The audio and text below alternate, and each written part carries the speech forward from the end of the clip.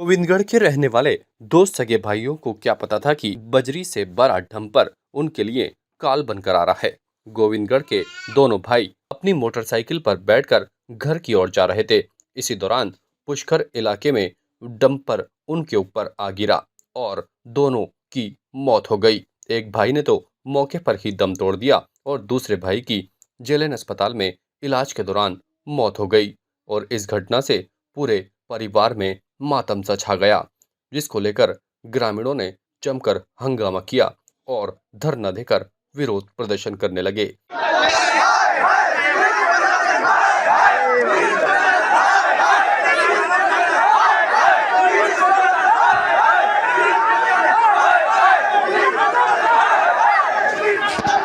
किसांगण थाना क्षेत्र में बजरी से भरे डंपर के बाद दो सगे भाइयों की जान चली गई और इसके बाद परिवार पर दुखों का पहाड़ टूट पड़ा।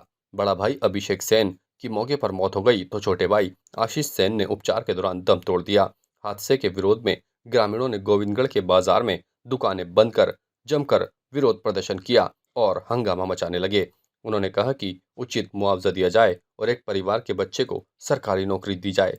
सूचना मिलने के बाद पुष्कर के सीओ रामचंद्र चौधरी, थानाधिकारी सरोज चौधरी और भारी पुलिस जाब्ता भी मौके पर मौजूद रहा और ग्रामीणों को समझाइश का दौर चलता रहा। दौरान पूरा इलाका छावनी में तब्दील हो गया। इस स्टैंड गोविंदगढ़ पर ग्रामीणों ने आक्रोश जताकर विरोध प्रदर्शन किया और प्रशासन के खिलाफ जमकर नारेबाजी की।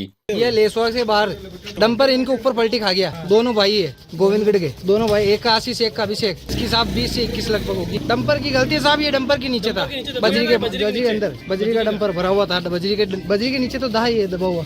बताया जा रहा है कि डंपर पलटने से ये हादसा हुआ है और दो सगे भाई मौत के शिकार हो गए। वहीं पीड़ित परिवार को सरकार की ओर से सहायता दिलाने और डंपर चालक और उसके मालिक के खिलाफ सख्त कार्रवाई की मांग को लेकर जिला कलेक्ट्रेट पर भी प्रदर्शन किया जाएगा।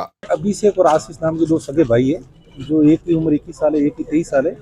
ये कल शाम को पुष्कर में मजदूरी करके अपनी मजदूरी लेके वापस गोविंदगढ़ अपने घर जा रहे थे तो लेसवा के पास में एक डंपर की चपेट में रात्रि में आ गए थे और एक की मौके पे डेथ हो गई, एक की हॉस्पिटल में दौरान इलाज मॉर्निंग में सुबह डेथ हो गई थी। सारे परिजन और गांव के मुखिया सारे आए। अभी इनसे ये वार्ता करके इनकी क्या मांग है उस पर जो विचार है उचित विचार किया जाएगा।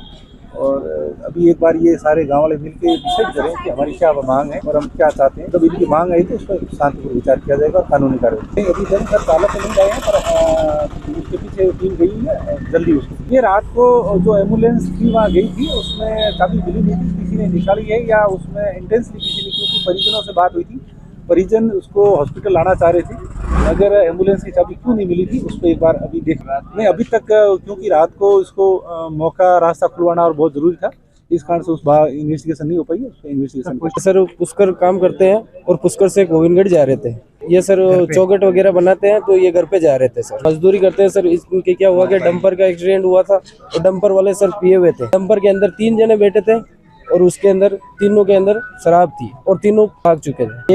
एक की तो वही मौत हो गई और एक को यहाँ पे लाए तब, और उसके अंदर 40 मिनट तक उसके सांसें चल रही थी। पे जो था वो अल्लाह ने नहीं दिया और सब चीजें।